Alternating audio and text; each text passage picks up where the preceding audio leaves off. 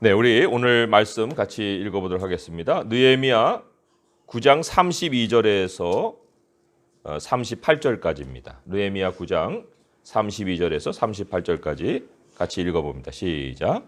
우리 하나님이여 광대하시고 능하시고 두려우시며 언약과 인자하심을 지키시는 하나님이여 우리와 우리 왕들과 방백들과 제사장들과 선지자들과 조상들과 주의 모든 백성이 아수르 왕들의 때로부터 오늘까지 당한 모든 환난을 이제 작게 여기지 마옵소서. 그러나 우리가 당한 모든 일에 주는 공의로우시니 우리는 악을 행하였사오나 주께서는 진실하게 행하셨음이니이다. 우리 왕들과 방백들과 제사장들과 조상들이 주의 율법을 지키지 아니하며 주의 명령과 주께서 그들에게 경계하신 말씀을 순종하지 아니하고 그들이 그 나라와 주께서 그들에게 베푸신 큰 복과 자기 앞에 주신 넓고 기름진 땅을 누리면서도 주를 섬기지 아니하며 악행을 그치지 아니하였으므로 우리가 오늘날 종이 되었는데 곧 주께서 우리 조상들에게 주사 그것의 열매를 먹고 그것의 아름다운 소산을 누리게 하신 땅에서 우리가 종이 되었나이다. 우리의 죄로 말미암아 주께서 우리 위에 세우신 이방 왕들이 이 땅에 많은 소산을 얻고 그들이 우리의 몸과 가축을 임의로 관할하오니 우리의 곤란이 심하오며 우리가 이 모든 일로 말미암아 이제 견고한 언약을 세워 기록하고 우리의 방백들과 레위 사람들과 제사장들이 다 임봉하나이다 하였느니라. 아멘. 하나님의 백성에게도 어려움이 찾아옵니다. 어려움이 아무 이유 없이 찾아오지는 않습니다. 그런데 어려움이 찾아오더라도 어려움을 어려움의 범주에 놓을 수 있는 것이 있고 아닌 것이 있어요. 우리가 예수 그리스도 때문에 신앙인으로 살다가 어려움을 당하는 것은 어려움이라고 우리가 생각할 수가 없습니다. 주님은 그것을 오히려 기뻐하고 즐거워하라. 하늘에 너의 상이 크다. 이런 말씀을 하셨어요. 하늘에서 최고의 상으로 여겨질 수 있는 것이 선지자의 상입니다. 그런데 이 선지자들을 사람들이 똑같이 대우를 했습니다. 욕하고 박해하고. 그래서 우리가 선지자를 선지자의 이름으로 영접만 해도 선지자의 상을 받는다 했는데 예수님 때문에 욕을 듣고 또 박해를 당하고 그것은 일회성으로 선지자의 상을 받는 것이 아니라 우리가 바로 선지자의 반열에 속한 인생이 되었다. 이거를 또 우리에게 가르치고 있기 때문에 매우 기쁘고 또 즐거워할 수 있는 상황이라는 거예요. 그런데 이와는 아주 정반대의 경우에 고난이 있습니다. 오늘 32절에 마지막 쯤에 오늘까지 당한 모든 환난을 이제 작게 여기지 마옵소서. 이 환난이라는 말이 나와요. 이게 하드십인데 이것은 부족함에서 오는 어려움을 뜻하는 말이에요. 부족함에서 오는 어려움. 이 이사야 28장 20절에 이 환난을 아주 잘 표현을 해줬습니다. 잘 한번 들어보세요. 침상이 짧아서 능히 몸을 펴지 못하며 이불이 좁아서 능히 몸을 싸지 못함 같으리라. 어린이 침대에 어른이 누울 수 없어요. 누워도 몸이 크니까 편하지 않습니다. 무릎 덮개 요만한 건데 그걸 온몸으로 덮으려면 그게 덮어집니까? 머리를 쓰면 발이 나오고 발을 덮으면 머리가 나오고 그러잖아요. 침상이 짧아서 능히 몸을 펴지 못하며 이불이 좁아서 능히 몸을 싸지 못함 같다. 그러니까 돈에 비유하게 되면 돈을 아무리 벌어도 필요는 계속 늘어나요.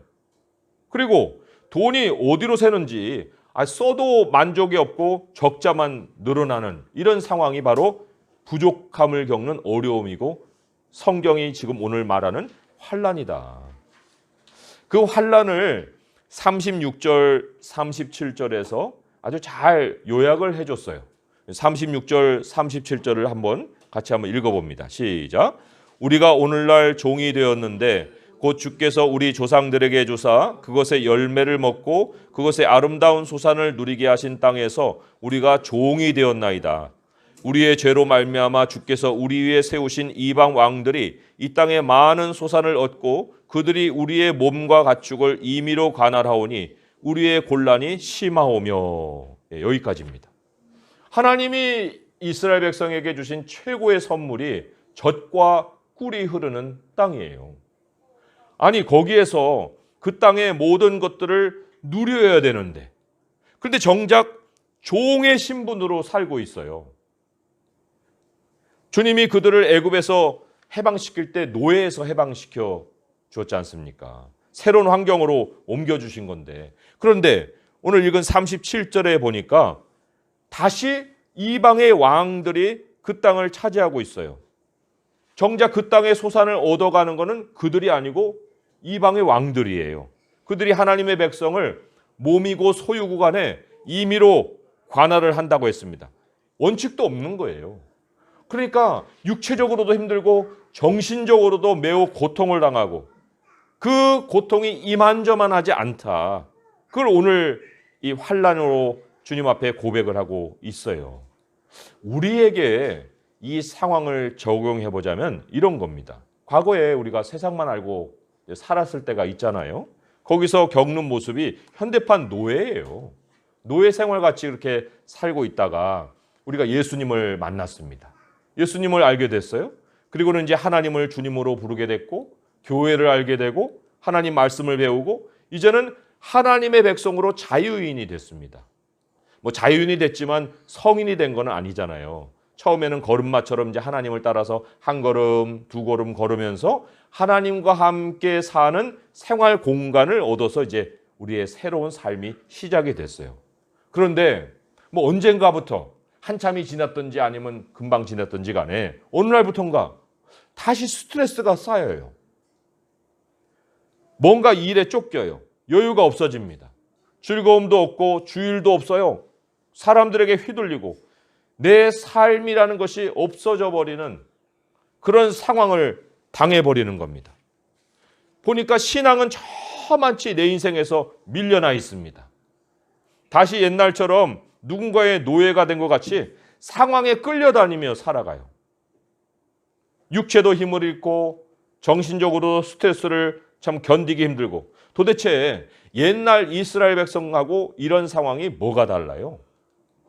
그러면 그들의 원인은 어디 있고 나의 원인은 어디 있길래 이러한 상황을 지금 겪어야 하는가?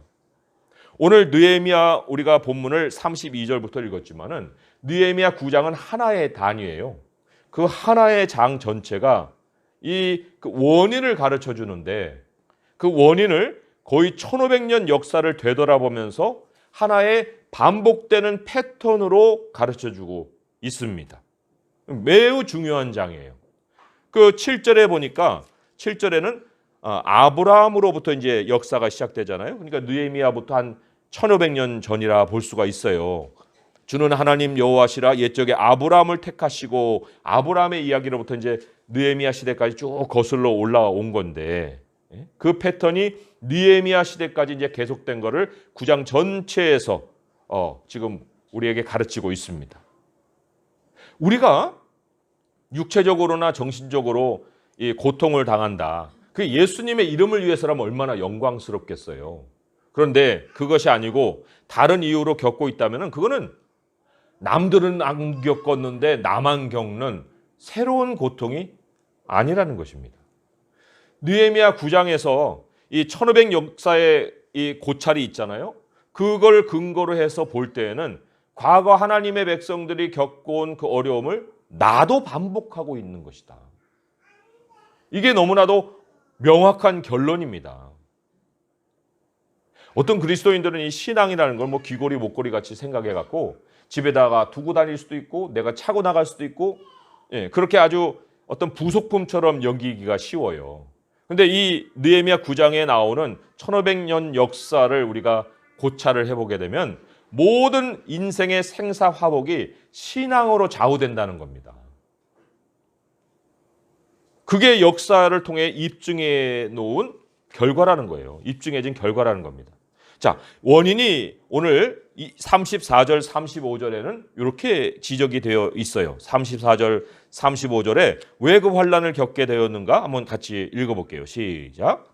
우리 왕들과 방백들과 제사장들과 조상들이 주의 율법을 지키지 아니하며 주의 명령과 주께서 그들에게 경계하신 말씀을 순종하지 아니하고 그들이 그 나라와 주께서 그들에게 베푸신 큰 복과 자기 앞에 주신 넓고 기름진 땅을 누리면서도 주를 섬기지 아니하며 악행을 그치지 아니하였으므로. 예. 여기에는 두 가지 분명한 사실이 적시되어 있어요. 첫째는 하나님의 백성에게는 큰 복이 주어진다는 겁니다. 누구에게는 주어지고 어떤 사람에게 안 주어지고 그게 아니에요. 큰 복은 우리에게 마땅히 주어지는 건데 가능성의 문제가 아니고 확실한 하나님의 약속으로 우리가 누리며 살 수 있는 것인데, 그런데 이제 두 번째 여기에 적시되어 있는 사실에 주목할 필요가 있어요. 악행을 그치지 아니하였다. 악행을 그치지 아니하였다. 뭐 엄청난 범죄라고 생각이 되겠지만은 주님을 떠나서 행하는 모든 행위를 성경은 악행이라고 고발을 하고 있어요. 그 대표적인 행위가 주님을 섬기지 않는 것이다. 주님을 섬기기를 하지 아니하며 악행을 그치지 아니하였다. 그럼 주님을 안 섬기면 누구를 섬겼다는 거예요? 자기 인생을 섬겼다는 거예요. 자기 자신을. 주님을 섬겨야 되는데 악행을 그치지 않았다는 것은 주님과 상관없이 자기 인생 섬기기를 그치지 않았다는 겁니다. 뭐 주일만 예배드리고 나머지는 자기 인생을 살 수도 있겠지만 적어도 주일만 예배드리는 정도면 그래도 이 일주일의 7분의 1 정도는 악행을 그치는 거 아니겠어요? 여기서 우리가 예배드리면서 동시에 악행도 할 수 있습니까? 주일 하루를 이 악행을 그칠 수 있는 건데, 그런데 구약 백성의 경우를 보면요, 그 7일에 해당되는 안식일조차 안 지켰다는 거예요. 하나님이 오죽했으면은 이사야 58장에 이런 말씀을 남기셨을까요? 58장 13절 14절인데 만일 안식일에 내 발을 금하여 내 성일에 오락을 행하지 아니하고 안식일을 일컬어 즐거운 날이라 여호와의 성일을 존귀한 날이라 하여 이를 존귀히 여기고 내 길로 행하지 아니하면 내 오락을 구하지 아니하며 사사로운 말을 하지 아니하며 내가 여호와 안에서 즐거움을 얻을 것이라 내가 너를 땅의 높은 곳에 올리고 내 조상 야곱의 기업으로 기르리라 여호와의 입에 말씀이니라. 아니 주일을 얼마나 안 지켰으면 주일 하루 지키는 것에 대한 이 복을 이렇게까지 약속을 하셨을까요? 그런데 이스라엘 백성들에게는 안식일이 무너졌습니다. 우리에게 주일이 무너지듯이. 그리고는 이제 하나님과 우리 것에 대한 구별이 흐려져요. 하나님에 대한 인식이 흐려집니다. 그럼 어떤 결과가 찾아 나오겠습니까? 뭐 이게 사람에 따라서 이렇게도 나타나고 저렇게도 나타난 것이었으면 느헤미야 9장과 같은 그런 패턴을 우리에게 얘기 안 하셨을 거예요. 그런데 그렇게 하나님에 대한 삶이 무너져 내리게 되면 모든 것을 우리가 정해진 패턴대로 일어날 것을 예상할 수가 있다는 거예요. 그것이 오늘 이 36장 36절 초반절에는 아주 간단한 표현으로 이렇게 나왔어요. 우리가 오늘 종이 되었는데, 우리가 오늘 종이 되었는데 이 결과가 모든 악행을 하는 하나님의 백성에게 찾아온다는 거예요. 우리가 종이 되었는데, 종이 된다는 거 무슨 얘기입니까? 하나님이 왜 우리를 다시 종이 되게 하셔요? 그런 것이 아니에요. 우리 33절에 이 하나님이 우리는 악을 행하셨사오나 주께서는 진실하게 행하셨다고 나오잖아요. 하나님이 우리를 다시 종 만드신 것이 아니고 우리는 악행을 행했지만 주님은 계속해서 진실하게 행하고 계시는 이런 상황을 말씀을 하고 있는 건데, 주님이 진실하다는 것은 이런 뜻이에요. 하나님이 이미 오래전에 말씀으로 기록을 해놓으셨거든요. 경고를 하셨어요. 하나님을 떠나 행동하는 자에게는 이러이러한 일이 일어나리라. 그리고는 그 약속을 충실하게 이행하시는 분이시기 때문에 이 종된 결과가 찾아오는 것이다. 우리는 하나님이 나를 복 주실까? 아니, 복을 안 주시면 어떻게 되는 거지? 거기에 굉장히 관심을 두고 우리가 기도에도 집중할 때가 많아요. 그런데 하나님은 오히려 복을 받은 이후에 하나님을 떠나 사는 것에 대해 더 많은 분량으로 경고를 하셨다는 겁니다. 왜 그러셨을까요?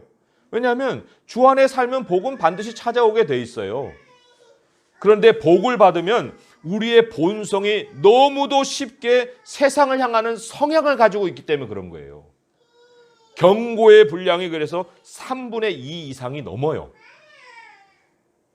대표적인 경고 하나를 우리가 한번 찾아볼 수가 있습니다. 신명기 6장으로 한번 옮겨가 보세요. 신명기 6장 10절에서 15절인데 271페이지입니다. 271페이지 신명기 6장 10절에서 15절의 말씀을 우리 같이 한번 읽어보도록 하겠습니다. 신명기 6장 10절에서 15절까지입니다. 시작.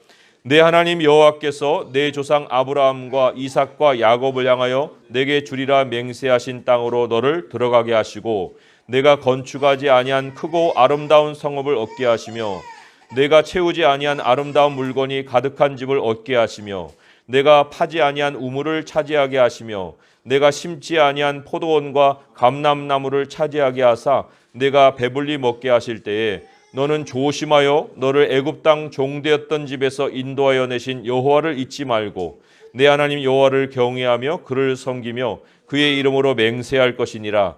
너희는 다른 신들 곧 내 사면에 있는 백성의 신들을 따르지 말라.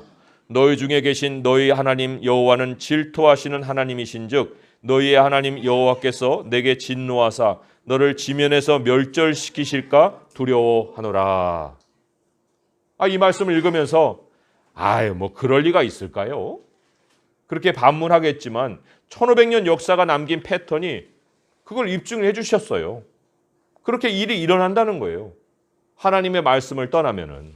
오늘 9장으로 넘어와서 우리가 그 패턴을 좀 주목할 필요가 있습니다. 아까는 결론적으로 우리가 종이 되어 싸우니 이렇게만 말씀을 드렸지만은 패턴 자체가 25절에서 29절까지 잘 기록이 되어 있어요. 같이 한번 읽어보도록 하겠습니다. 25절에서 29절까지 우리에게 일어날 수 있는 패턴입니다. 시작. 그들이 견고한 성읍들과 기름진 땅을 점령하고 모든 아름다운 물건이 가득한 집과 판 우물과 포도원과 감람원과 허다한 과목을 차지하여 배불리 먹고 살찌고 주의 큰 복을 즐겨 싸우나 그들은 순종하지 아니하고 주를 거역하며 주의 율법을 등지고 주께로 돌아오기를 권면하는 선지자들을 죽여 주를 심히 모독하였나이다. 그러므로 주께서 그들을 대적의 손에 넘기사 그들이 곤고를 당하게 하시며 그들이 환난을 당하여 주께 부르짖을 때에 주께서 하늘에서 들으시고 주의 크신 긍휼로 그들에게 구원자들을 주어 그들을 대적의 손에서 구원하셨거늘 그들이 평강을 얻은 후에 다시 주 앞에서 악을 행함으로 주께서 그들을 원수들의 손에 버려두사 원수들에게 지배를 당하게 하시다가 그들이 돌이켜 주께 부르짖음에 주께서 하늘에서 들으시고 여러 번 주의 긍휼로 건져내시고 다시 주의 율법을 복종하게 하시려고 그들에게 경계하셨으나 그들이 교만하여 사람이 준행하면 그 가운데서 삶을 얻는 주의 계명을 듣지 아니하며 주의 규례를 범하여 고집하는 어깨를 내밀며 목을 굳게 하여 듣지 아니하였나이다. 이게 패턴이에요. 1500년 역사에 계속 반복되어 왔던 패턴이란 겁니다. 그러니까 우리의 본성이 그러하다는 거예요. 그런데 하나님은 본성이 어떠십니까? 하나님의 본성은 17절 우리가 아까 어린이들 또 청소년들 말씀 전할 때 같이 읽어봤지만 용서하시는 하나님이에요. 용서하시는 하나님. 용서를 준비하고 계신 하나님이다. You are a God ready to forgive. 용서가 준비되어 계신 하나님이다. 그렇기 때문에 주의 백성이 오늘까지도 생존을 이어가고 있는 것이다. 그게 우리 하나님의 말씀이 우리에게 또 한편의 위로로 주시는 말씀이에요. 오늘 본문 시작이 32절이었는데 그 32절에 우리 하나님을 이렇게 소개했거든요. 우리 하나님이여 광대하고 능하시고 두려우신 하나님이요. 광대하신 하나님. 큰 스케일의 하나님이에요. 왜요? 용서하시는 하나님이니까. 그런데 또 이어지는 말씀이 언약과 인자하심을 또 지키시는 하나님이다 그랬어요. 그러니까 이 하나님의 말씀을 반드시 이행하시는 분이기 때문에 하나님의 언약을 떠나는 백성에게는 경고대로 형벌이 주어지게 되어 있다. 하나님이 누구에게도 종이 되지 말라고 경고하셨잖아요. 하나님 외에는. 그 목적으로 우리에게 구원을 베푸시고 다시는 누구의 종이 되지 않을 길을 가르쳐주기 위해서 우리에게 말씀을 풍성하게 전해주셨지 않습니까? 그런데 그런 하나님의 말씀을 내가 등지고서 떠난다? 그러면 스스로 목줄을 들고요. 나를 끌고 다니세요. 목줄을 넘기는 거예요. 세상에게. 나를 끌고 다니세요. 인생 포기각서를 세상에게 내미는 것 같다는 것입니다. 그런데 우리가 왜 그 좋은 하나님을 버리고 그러면 목줄을 들고 나를 끌고 다니시라고 그걸 갖다 줄까? 도대체 뭐가 원인이었을까? 아까 하나님이 복을 받으면 굉장히 경계하라고 그랬죠. 그 복이 하나님의 복은요 굉장히 실제적으로 옵니다. 하나님의 복은 육체의 필요를 채우는 부로 주어지게 돼 있어요. 그런데 그 부가 굉장히 또한 미혹을 우리에게 가져오는 상황이 될 수 있다는 겁니다. 그 부가 하나님의 자리를 꿰차고 내 공급자 노릇을 할 때 그때부터 이제 종살이가 시작이 되는 거예요. 아주 단순한 질문 하나를 우리 성도님들에게 한번 던져볼까요? 나는 돈에 매여 있습니까? 나는 돈에 매여 있는가? 답을 하는데 도움이 될 수 있는 질문 하나를 더 드리면 이래요. 나는 돈과 미래를 연결시켜서 생각하는가? 돈과 미래를 연결시키는가? 아니, 하나님이 채우시는 세월을 그만큼 살아왔으면, 우리가 신앙의 세월이 한두 해가 아니었다가 하면, 그렇게 오래 했으면 여전히 오늘부터 다시 사는 미래도 하나님과 연결시켜야 되는 거 아니에요? 그런데 어찌된 일인지 과거까지는 하나님이 인도하셨는데 오늘부터 미래는 돈과 미래를 연결시킨다는 거예요. 광야 백성에 대한 하나님의 양육 방식이 20절에서 22절에 나오거든요. 20절에서 22절을 한번 또 같이 읽어보겠습니다. 시작. 또 주의 선한 영을 주사 그들을 가르치시며 주의 만나가 그들의 입에서 끊어지지 않게 하시고 그들의 목마름을 인하여 그들에게 물을 주어 40년 동안 들에서 기르시되 부족함이 없게 하심으로 그 옷이 헤어지지 아니하였고 발이 부르트지 아니하였사오며 또 나라들과 족속들을 그들에게 각각 나누어 주심에 그들이 시온의 땅 곧 헤스본 왕의 땅과 바산 왕 옥의 땅을 차지하였나이다. 이게 40년만 하고 끝난 패턴이 아닙니다. 우리도 이 땅에서 태어나가지고 이 패턴대로 하나님이 오늘날까지 입히시고 먹이시고 채우시고 지금까지 살아온 거예요. 그런데 왜 앞으로는 돈입니까? 여기에 하나님이 우선순위를 두는 것은 그러한 우리들이 생각하는 양식이 아니라 하나님의 영이라고 그랬어요. 하나님의 영을, 선한 영을 주사 그들을 가르치시며 성령의 가르치심이 먼저 있고 난 다음에 일상이 있는 거예요. 요즘 중년 이후에나 부자 되는 것이 아니고 10대, 20대에도 거액을 거머쥐는 애들이 있어요. 아주 세상은 그냥 침을 흘리고 바라봅니다. 요즘 정치인들 재산 신고하는 거 보니까 40억, 50억은 그냥 아무것도 아니더라고요. 40억, 50억 되는 사람들 보면서 인생 걱정 없겠네. 그런 생각을 또 하기도 합니다. 그러면서 마음이 굉장히 이제 급해져요. 아니, 나는 저 돈을 언제 만져보나? 그런데 천지 창조 때부터 세상이 끝나는 날까지 변치 않은 지혜를 잠언에 가득 담아주셨는데 그 잠언의 지혜가 우리에게 뭐를 알려주는지 아십니까? 잠언 23장 4절 5절에 이렇게 기록이 되어 있어요. 부자 되기에 애쓰지 말고 내 사사로운 지혜를 버릴지어다. 사사로운 지혜라는 건 돈 버는 방법, 부자 되는 방법, 대박 나는 사업 비결 이런 거예요. 그런 걸 버릴지어다. 내가 어찌 허무한 것에 주목하겠느냐. 정령이 재물은 스스로 날개를 내어 하늘을 나는 독수리처럼 날아가리라. 부라는 것은 하나님의 언약을 신실하게 지키는 삶의 세월 속에서 차곡차곡 쌓이는 거예요. 돈 벌면 부자 되는 비결 뭐 사람들은 그렇게 얘기를 하는데, 아니 모르고 알지도 못하는 것을 캐내려고 할 것이 아니고 이미 나타내 주신 하나님의 말씀을 충실히 배우고 따르면 거기에 삶이 있고 복이 있는 거예요. 신명기 29장 24절에 이렇게 얘기했잖아요. 감추어진 일은 우리 하나님 여호와께 속하였거니와 나타난 일은 영원히 우리와 우리 자손에게 속하였나니 이는 우리에게 이 율법의 모든 말씀을 행하게 하려 하심이라. 가르쳐주는 말씀이나 지켜라. 왜? 모르는 걸 찾아다니려고 하느냐. 그래서 오늘 말씀의 결론으로 돌아오면 그 말씀 38절의 말씀에 우리에게 정작 부족한 것이 뭐냐를 가르치고 있어요. 38절을 같이 읽어보겠습니다. 시작.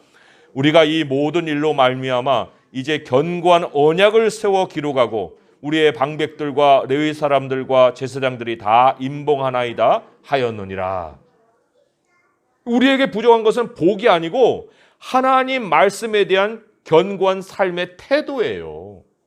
언약이 여태까지 어겨졌다는 거예요.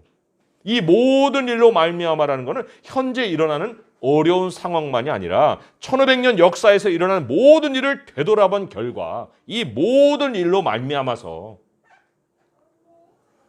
거기에서 얻은 결과로 인해 우리가 필연적으로 가져야 될 삶의 자세는 이제 견고한 언약을 세우는 것이라는 거예요. 누구하고요? 하나님하고. 하나님과 견고한 약속을 세워야 된다. 하나님이 이스라엘 백성들에게는 큰 복을 주셨지만 우리에게는 엄청난 큰 복을 주셨습니다. 그 예수님이에요. 예수 그리스도. 예수 그리스도를 주셨을 뿐만 아니라 예수 그리스도의 이름으로 기도해라. 그러하면 내가 너희들에게 무엇이든지 주리라. 그런데 우리 그리스도인이라면서 과연 하나님이 주신 그 복을 누리고 있습니까? 아니면 악행을 행합니까?